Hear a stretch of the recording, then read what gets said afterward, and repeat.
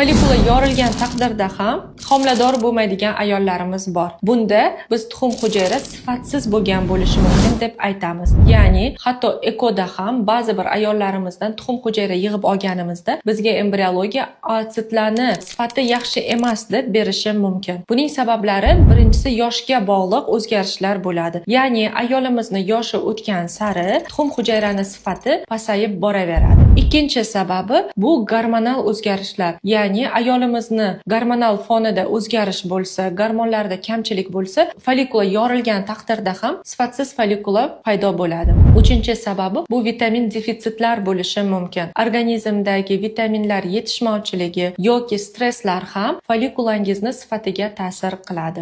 Shuningdek, tuxum hujayra yorilgan taqdirda ham sifatli bo'lmasligiga, ya'ni sifatsiz yorilishiga sabab genetik muammolar ham bo'lishi mumkin. Shuning uchun ham barcha muammolarni, barcha defitsitlarni, barcha gormonal buzilishlarni bartaraf qilib, biz ayollarimizga homilador bo'lishni tavsiya qilamiz.